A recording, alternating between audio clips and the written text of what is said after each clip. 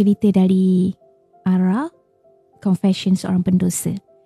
Aku berumur 27 tahun dan apa yang aku nak ceritakan hari ni lebih kepada aib sebenarnya. Tapi aku dah penat dah memendam rasa dan terbuang. Tapi Alhamdulillah, Allah masih bagi aku peluang. Semuanya berlaku sejak aku umur 17 tahun saat aku tengah struggle nak jawab SPM. Masalah datang kepada keluarga aku secara bertubi-tubi. Pergaduhan mama ayah, perebutan harta dan sebagainya. Kemudian pada umur aku 19, mama ayah aku sah bercerai di mahkamah. Jadi sebagai anak sulung, aku diwajibkan untuk jaga mama. Masa tu, aku tak tahulah apa yang aku rasa tentang ayah aku. Sebab apa yang keluar dari mulut mama, semua yang buruk. Sehingga kan hal dalam kain pun mama aku ceritakan. Jadi aku rasa kesian kat mama. Hari demi hari berlalu dan aku semakin nampak yang mama aku sebenarnya sangatlah dimanjakan ayah sebelum mereka bercerai. Maklumlah, gaji ayah aku sebesar hampir 20,000 sebulan untuk menanggung mama dan kami adik-beradik. Tapi sayangnya tak pernah cukup pun untuk makan pakai. Belum masuk tengah bulan lagi, ayah dah meminjam sana sini. Setelah sebulan, aku nekat berhenti belajar untuk tanggung mama. Aku cuba cari kerja, tapi mama tak bagi dan mama suruh aku cari kerja gaji hari je. Jadi aku ikut kemahuan dia dengan kerja dekat kedai makan dengan gaji RM40 sehari. Tapi sedih maklum, takkan cukup buat mama. Maka aku didesak untuk cari lebih dan lebih lagi. Jadi aku pun ambil keputusan untuk kerja tak seperti orang lain. Iaitu aku menjadi pembantu untuk orang tarik kereta. Memang masyuk. Dan setiap kali dapat duit, mama happy. Tapi macam biasalah, aku disuruh mencari lebih dan lebih lagi. Aku masih mengikut sebab aku fikir, tak apalah, aku kerja berat pun yang penting mama aku happy. Dan bahagia bila aku jaga dia. Satu hari tu aku dapat tahu, mama pinjam duit Along. 1,500 dengan kombaik dia. Jadi dia tak dapat bayar bunga. Terus menerus dia desak aku untuk cari duit malam tu juga. Sebelum Along tu cari dia. Untuk pengetahuan semua, kerja yang aku buat sebagai bantu orang tarik kereta tu, kebanyakannya malam. Jadi memang aku tak ambil tahu hal rumah. Tugas aku hanya cari duit dan bank in pada mama je. Untuk bagi adik-adik aku makan dan sekolah. Ayah aku tu jangan ditanyalah sebab aku dah tak berhubung dengan ayah dah masa tu.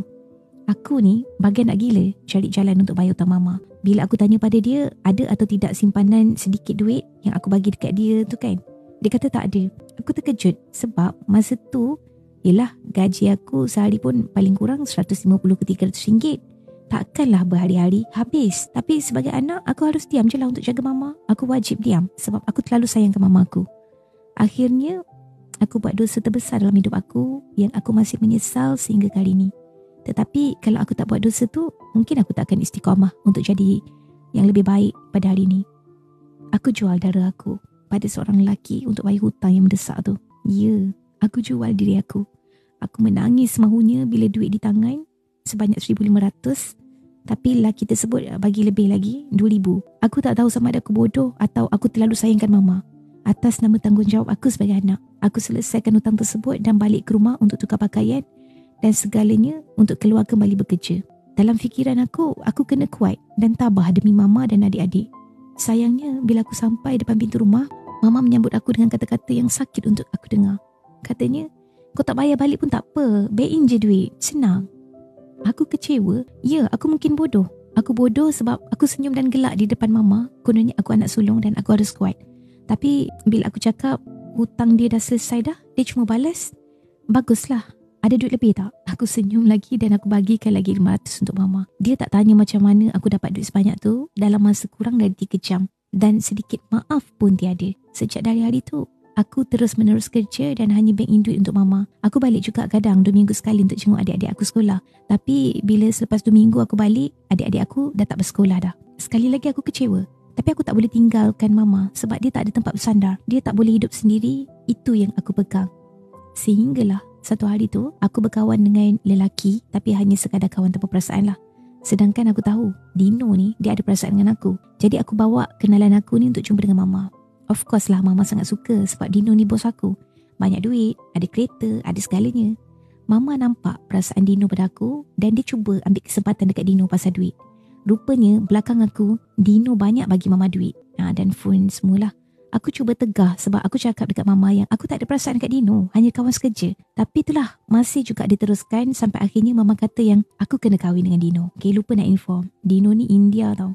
Dia memang seorang yang terlampau baik. Tapi masa berkawan aku banyak hanyut.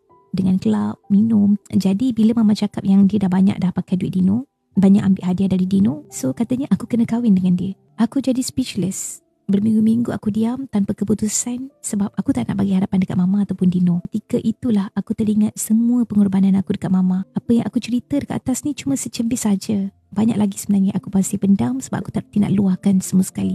Dan akhirnya setelah bertahun aku hadap hidup yang gila cari duit untuk mama ni, untuk pertama kalinya aku memilih untuk bernikah dengan kawan baik aku, Ras. Dia yang tahu segalanya dari A to Z tentang hidup aku. Aku ajak dia kahwin. Ras suruh aku slow talk dengan keluarga aku. Tapi akhirnya mama letak syarat untuk aku nikah dengan Ras. Syaratnya, wajib atas aku beli rumah yang kami duduk tu dan letak nama mama dulu, barulah dibagi untuk jalankan kenduri dalam rumah tu. Lepas tu tambah lagi hantaran RM12,000. Aku terduduk termenung sebab mana aku nak cari duit sebanyak tu. Dengan kehidupan aku yang dah terlalu hanyut dan rosak, aku cuba untuk berdalih dan direct dengan ayah pula, tapi ditegah mama. Katanya mama, ayah aku bencikan aku dan tak pernah mengaku bahawa aku anak dia. Tapi aku tahu mama dah hasut ayah sebabkan selepas bercerai, dan beberapa waktu mama berbaik dan berkawan dengan ayah. Tapi ayah semakin bencikan aku. So aku semakin peliklah dengan hal ni. Lepas minggu tu aku nekat untuk kemas baju dan aku ajak Ras untuk nikah di Siam. Tapi Ras menolak sebab dia nakkan yang terbaik untuk aku. Tapi aku desak dia lagi. Aku cakap yang aku perlukan pernikahan ini untuk putuskan semua masalah dalam hidup aku. Aku perlukan orang untuk bimbing aku. Aku perlu kuat. Sebab aku tahu aku akan lemah bila dirayu mama untuk balik dan keadaan akan kembali seperti dulu. Aku tetap akan dijadikan hamba. Aku dah tak rasa selamat dalam rumah sendiri. Setiap kali balik dari kerja, aku mengharapkan suasana hangat keluarga kecil.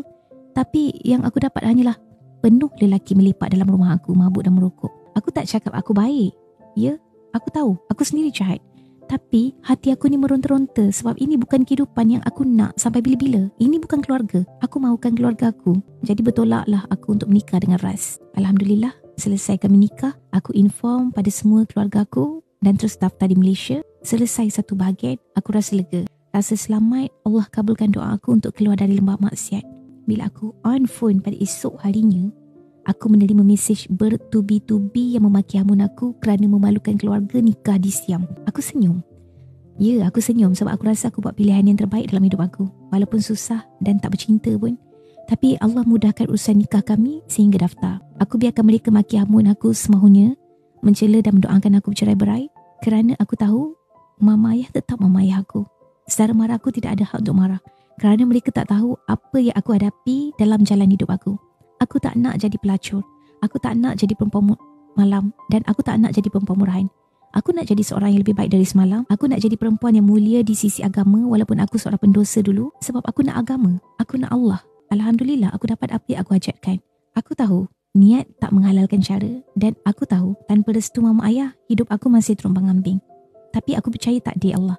Aku berdoa pada Allah ketika aku masih lagi seorang pelacur untuk berikan aku jalan keluar dari dunia gelap ini untuk aku kembali kepadanya. Dan Alhamdulillah Allah berikan yang lebih baik. Sedikit nukilan akhir. Alhamdulillah aku pernah berbaik dengan mama tapi bergaduh lagi sebabkan duit.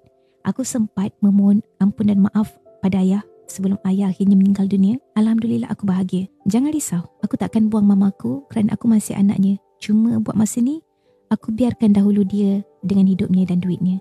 Aku tak akan bergaduh dengan mama hanya kerana tak memberikan aku sesen pun duit KWSP arwah ayah.